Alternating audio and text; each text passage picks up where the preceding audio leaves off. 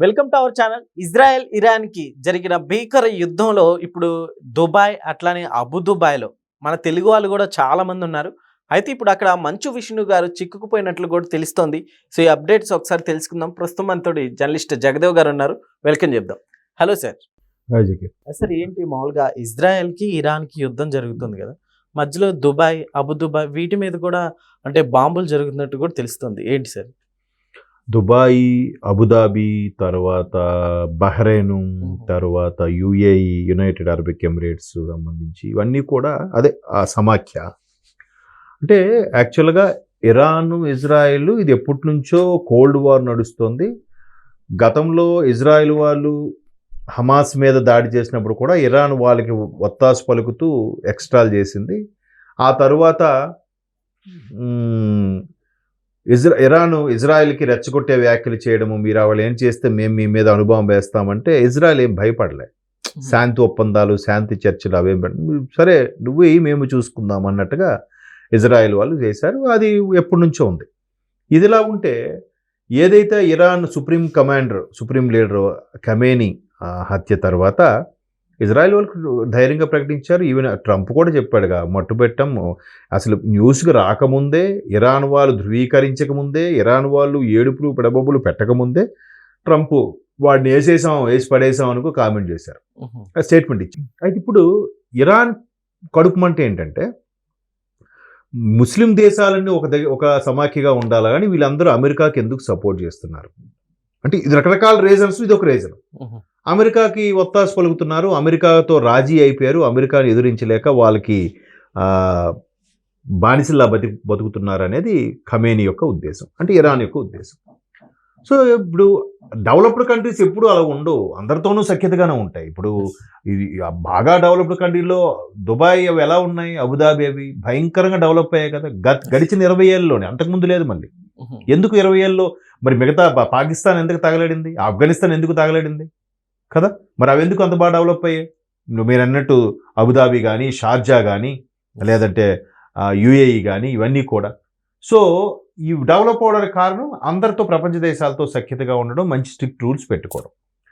So వీడి కడుపుమంటే ఏంటంటే ఇప్పుడు ఇజ్రాయెల్ వాడు అటాక్ చేశాడు, అమెరికా వాడు లీడ్ ఇచ్చాడు, మొత్తానికి ఆయన సుప్రీం కమాండర్తో పాటు మరొక పవర్ఫుల్ లీడర్ని ఒక 10-15 మంది లేపేశారు ఒకేసారి.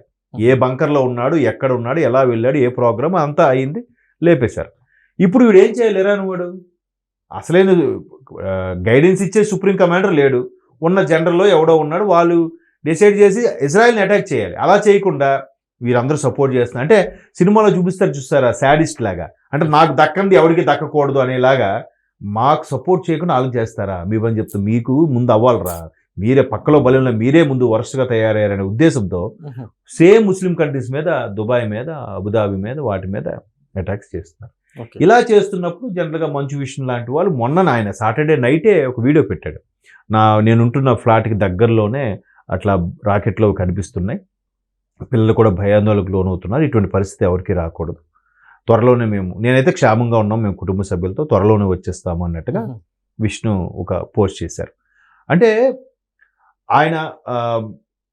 ఆయనకి చాలా ఇన్ఫ్లుయెన్స్ ఉంది, విష్ణు గారికి ప్రపంచ దేశాల్లో చాలా ఇన్ఫ్లుయెన్స్ ఉంది. ఎక్కడ ఏ కంట్రీ వెళ్ళినా కూడా, ఎక్కడ ఏ కంట్రీలో ఏముంటుంది, ఎక్కడ ఫుడ్ బాగుంటుంది, ఎక్కడ స్టే చేయాలి, ఎక్కడ సెక్యూర్, ఇవన్నీ బాగా తెలుసంట.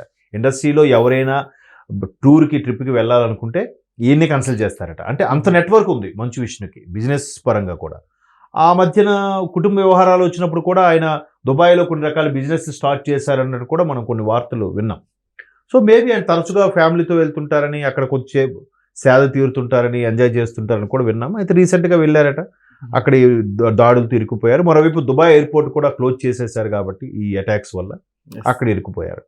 సో ఇరాన్ వీరికి చేతనైతే కసి పెంచుకొని ఇజ్రాయెల్, అమెరికా మీద అటాక్స్ చేయాలి. అంతకుముందు అమెరికా ఏం చేసింది, సముద్ర తీర ప్రాంతాల్లో గస్తీ నిర్వహించి రెడీగా షిప్స్తో వాళ్ళ యొక్క రాకెట్ల లాంచ్లు అన్నీ రెడీగా పెట్టుకొని ఉంది. మేము ఈ వీకెండ్లో ఖచ్చితంగా అటాక్స్ చేస్తాము అని. ఎప్పుడు 2021 వీకెండ్లో, అంతకుముందు వీకెండ్లో, మొన్న వీకెండ్ కాకుండా. సో అలాంటప్పుడు ఇరాను మేము తేల్చుకుంటాని అమెరికా మీద రాకెట్ లాంచ్లు దాడి చేయకుండా, ఇజ్రాయెల్ మీద చేయకుండా, వీళ్ళ చుట్టూ వీళ్ళకి సపోర్ట్గా ఉన్నారు, వీళ్ళ మీద చేశారు. ఎవరిష్టం వాళ్ళది. ఇప్పుడు ఇదే ఇరాన్ ఏం చేసింది, మనం ఆపరేషన్ సింధూర్ టైంలో లేదంటే పహల్గాం దాడి ఘటనగా మనం అటాక్ చేసినప్పుడు ఇదే ఇరాను తుర్కీ అంటే టర్కీ పాకిస్తాన్ సపోర్ట్ చేయలేదా మరి? చేశారు కదా. సో అలాంటి ఇరాను ఇప్పుడు 21-23 ముస్లిం దేశాలు ఉన్నాయి, వాళ్ళెవరూ సపోర్ట్ చేయట్లేదుగా పాకిస్తాన్కి. ఈవెన్ ఇరాన్ కూడా వాళ్ళెవరు ఎందుకు సపోర్ట్ చేయట్లేదు? వీళ్ళంటే వెధబుద్ధి కాబట్టి. ఇప్పుడు చూడండి, ఖమేనీ మీద ఎవరెవరైతే సానుభూతి ప్రకటించేసి స్టేటస్లు పెట్టుకొని ఇది చేస్తున్నారో, ఎవరెవరైతే ఏడుపులు పెడబొబ్బులు పెడుతున్నారో, ఆయన చేసే దుర్మార్గాలు ఒక్కొక్కటి ఇప్పుడు సోషల్ మీడియాలో వైరల్ అవుతున్నాయి. ఇంతకుముందు ఒక పోస్ట్ పెట్టారు, ఎవరో ఒక అమ్మాయి అంట, ఆమె జస్ట్ ఆ బురకా ఏదో ధరించలేదని చెప్పి ఆమెకి చాలా దారుణంగా హింసించి ఉరితీశారని. ఇంకో దగ్గర మహిళలకి చదువుకోవడానికి ముందుకు వచ్చారని చెప్పి వాళ్ళకి చదువుకోని రకరకాల. ఏంటి అది? ఇంకా ఇక్కడ ఏ ప్రపంచంలో ఉన్నాం మనం కదా. సో ఇట్లాంటి కఠినమైన నియమాలు, ఆయన ఒక మతబోధకుడిగా రావడం అనేది కొంతమందికి ఇష్టం, కొంతమందికి ఇష్టం లేదు. అభివృద్ధి చెందిన దేశాలు ఆడామగా అనే భేదం లేకుండా వెళ్తుంటే ఈయన ఇంకా వంటింటి కుందేలా ఉండాలి, ఆడవాలంటే ఇది బిడ్డల కళ్ళని ప్రొడ్యూస్ చేసి ఒక యంత్రంలా ఉండాలి అంటే ఎంతవరకు కరెక్ట్ కదా. సో అలాంటి పరిస్థితుల్లో ఎప్పుడైతే ఖమేనీ లాంటి సుప్రీం లీడర్ లేపేశారో, వాళ్ళు ఇజ్రాయెల్తోనూ అమెరికాతోనూ ఢీ కొట్టాలి ఇరాన్ వాళ్ళు ఏం చేస్తున్నారు? ఈ మిగతా ఆ ముస్లిం దేశాల మీద అటాక్ చేస్తున్నారు. మరి మీరు పాకిస్తాన్ సపోర్ట్ ఇచ్చినప్పుడు వాళ్ళు ఏమైనా అన్నారా? అనలేదుగా. మరి ఎవరిష్టం వాళ్ళది కదా. మీరు పాకిస్తాన్ సపోర్ట్ చేశారు, రకరకాలు ఏవో హెల్ప్ చేశారు. తుర్కీ అయితే కొంత డబ్బు సాయం కూడా చేసింది, ఇండియా మీద చేశారు, మంచి పని అయిందని. మనం ఏమైనా కక్ష కట్టాము ఇరాన్ మీద? కాదు కదా. సో ఇట్లాంటి ఇరాన్కి అసలు చాలామంది మీరు ఇంకొకటి, ఒక 2 నెలల కిందట ఇరాన్లో ఉండే పౌరుల మీద అటాక్స్ చేశారుగా మిలిటరీతో, గుర్తుందా? ఒకరోజు 500 మంది, ఒకరోజు 200 మంది, ఒకరోజు 700 మంది, ఒకరోజు హైయెస్ట్గా 3500 మంది. అంటే లెక్క దొరకడం ఇంకెంతమంది చంపేశారు. మిలిటరీ వాళ్ళు సాధారణ పౌరుల్ని, సిటిజన్స్ని చంపేస్తే వెంటనే ప్రపంచం అంతా గగ్గోలు పెడితే నెట్వర్క్ శాటిలైట్ అంతా ఆపేశారట ఇరాన్లో. ఎందుకు ఆపేశారా? మీ పౌరుల్ని మీరు చంపుకుంటారా?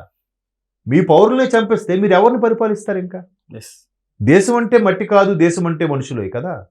ఆ మనుషులే లేకపోతే మీ ప్రభుత్వం ఏంటి? ఇంకా ప్రజల పరిపాలన ఏంటి? దేనికి సెక్యూరిటీ? మీరంతా మీ విధానాలు, మీ మతపరమైన ఇవన్నీ మతబోధనలు ఇవన్నీ ఎవరికి? ఇంకా ఆ మట్టికి, కొండలకి, రాళ్ళకి, రప్పలకి చెప్తారా? అంటే సొంత పౌరుల్నే ఓచకోత కోసేంత దుర్మార్గపు వైనం. మరి వాళ్ళు ఇప్పుడు అంటే ఎవరి సిద్ధాంతంలో కరెక్ట్ అనిపించొచ్చేమో కానీ ప్రపంచమంతా ఒకవైపు ఇవేం సిద్ధాంతాలు రా, ఇంకా వంటిలు కుందేలా ఉంచేయడం. ఆడవాళ్ళు దాన్ని ఏదో అంటారు, ఆ పదం గుర్తు రావట్లేదు, బురకాకి ఏదో ఉంటుంది, అది వేసుకోవట్లేదని చెప్పి హింసించడం. మతపరంగా ఉండొచ్చు, ఒక్కొక్కరు ఇప్పుడు దాంట్లో కూడా రిస్ట్రిక్షన్ లేదుగా. వేసుకుని ఫాలో అయిన అవ్వండి, అవన వాళ్ళకి ఎందుకు మీరు రిస్ట్రిక్ట్ చేస్తారు? స్వేచ్ఛ. ఇప్పుడు అంత ప్రపంచం ఎటు పరుగులు పెడుతుంది, అమ్మాయిలు అబ్బాయిలు సమానంగా పరుగులు పెడుతున్నారు, ఉద్యోగాలు చేస్తున్నారు. వాళ్ళు కూడా చాలా అంటే మగవాడి కన్నా ఎక్కువ ఓపిక ఉండేది ఆడవాళ్ళకి కాబట్టి వాళ్ళు ఇంకా విజయాలు సాధిస్తున్నారు. మరి మీతో పాటు ఉన్న మిగతా ముస్లిం కంట్రీస్ అంత బాగా డెవలప్ అయితే ఇప్పుడు బుర్జ్ ఖలీఫా కూడా ఖాళీ చేయించారు. అత్యంత ఎత్తైన అపార్ట్మెంట్ కదా, ఇంచుమించు 120 ఫ్లోర్స్ ఎంతో ఉంటుంది, 120, 125 మ్యాక్సిమం 120కో 150 అనుకుంటా, 120 వరకు అలౌ చేస్తారట, 5 వరకు అలౌ చేయరండి లిఫ్ట్లో. సో అలాంటి బుర్జ్ ఖలీఫాలో కూడా ఖాళీ చేస్తారు, వీళ్ళు అటాక్ చేస్తారేమో దుబాయ్లో. సో ఒకవైపు దుబాయ్ అసలు ఒక డెస్టినేషన్ స్పాట్ లాగా ఉంది అందరికి. అబ్బా దుబాయ్ ఒకసారి చూడాలి, వరల్డ్లోనే బిజియెస్ట్ ఎయిర్పోర్ట్లో నెంబర్ 1 అంట ఇప్పుడు. ఒకప్పుడు న్యూయార్క్ ఏదో ఉండేదంట, ఇప్పుడు నెంబర్ 1 దుబాయ్ అయిపోయిందంట. విస్తీర్ణం కూడా చాలా పెద్దదంట, అంత పెద్ద ఎయిర్పోర్ట్ అంట. దుబాయ్ ఎయిర్పోర్ట్ని చూడడానికి కనీసం 3 రోజులే పడుతుందంట. అంటే మిత్రులు వెళ్ళిన వాళ్ళు చెప్తారు 3 రోజులు అంటే ఎంత పెద్ద ఎయిర్పోర్ట్ చూడండి అది. అంటే ఏమండి, మనం ఢిల్లీ, శంషాబాద్ చూస్తేనే ఎంత, ఢిల్లీలో 3 టెర్మినల్ ఉన్నాయి. ఏది మన భారతదేశ జనాభాకి ఇంత పెద్ద ఎయిర్పోర్ట్. ఒక టెర్మినల్ ఇంకో టెర్మినల్కి నడవాలంటే 2 కిలోమీటర్లు నడిచి వెళ్ళాల్సిన పరిస్థితి. అలాంటి దుబాయ్ ఎలా ఉంటుందో చూసుకోండి. సో అంత బాగా డెవలప్ అయిన కంట్రీని వీళ్ళు నాశనం చేసి ఏం బాగుంటారా? అంతే కదా, మీ తోటి మనుషులే కదా మీరు చంపుకుంటున్నారు. మళ్ళీ అందులో ఏవో 2 మళ్ళీ తెగలు ఉన్నాయని ఒక వార్త వినిపిస్తుంది. మరి ఇంకా వాళ్ళ విజ్ఞతగా వదిలిద్దాం, ఆ తెగ ఏంటి ఈ తెగ ఏంటి, అంతా ముస్లిమ్సే కదా. అలా ఆలోచించుకున్నా, అంతకు మించి ఆలోచిస్తే అంతా మనుషులమే కదా. మరి ఇంకా వాళ్ళకి ఏం బుర్రతో ఆలోచిస్తారో మరి తెలియదు. Okay sir, thank you.